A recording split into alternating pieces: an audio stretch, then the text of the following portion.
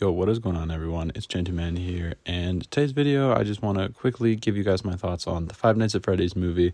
I was able to see it last night at an early screening, and I definitely have a lot of thoughts on the movie, and I'm going to start out by saying I think the direction of it, like the way it was directed, like just from a filmmaking standpoint by Emma Tammy, was done really well. I really did enjoy that. I thought she did a great job, to be honest. Like, as from what I understand, her filmography is not gigantic, but she did a really good job being handed like this big property. I think she did very well in her job, and this movie is definitely made for Five Nights at Freddy's fans. You will definitely get the most out of it if you're a fan. If you're just going in as like someone who's never played the games or anything and doesn't know anything about it, I'm sure you could find some enjoyment, but you can tell this movie is definitely made for fans of the series.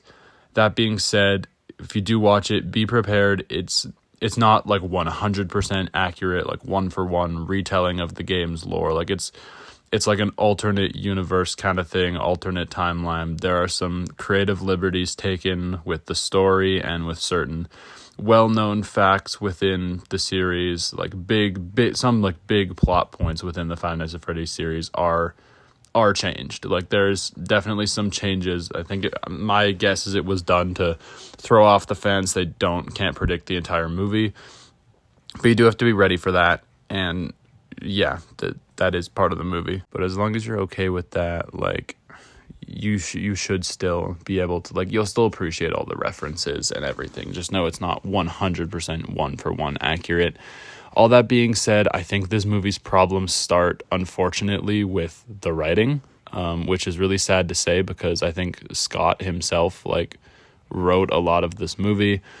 But I think some of the writing is a little lackluster, but I guess it's really not that bad on Scott's part. He nailed, like, the atmosphere is there. Some of the dialogue is a little rough, but, you know. And yeah, just there's some choices made in this movie that I'm not entirely sure why they chose to do it. And they're, like, I think there was a lot of, like, different producers, and like the production is really where this movie suffered. I feel like a lot of people were trying to do a lot of different things, at least that's what it seems like, and it just seems like the movie can't quite decide what direction it wants to go or what kind of movie it wants to be. Like there's so many instances where that becomes apparent, but I can't really dive into that until a spoiler review, which I do intend to make, and when the review embargo lifts, which I believe is on Friday.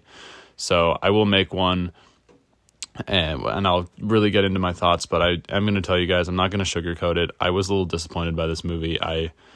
Coming out of it, thinking about it now, I didn't like it very much. It really sucks to say, and I'm seeing it again tonight, so this is not going to be my final thoughts on the movie, but as it stands right now, having seen it once, it's fresh in my brain, I didn't like it very much, and I'm going to see if that changes tonight. I'm going to see it again, but those are my quick thoughts on the movie. I just wanted to let you guys know what I think. I hope maybe other people are able to find more enjoyment than I am. I hope I'm able to enjoy it when I see it a second time, but those are my quick thoughts. So thanks for watching my random movie review that pops up occasionally on my channel. Stay awesome, you guys. Catch you in the next one. Later.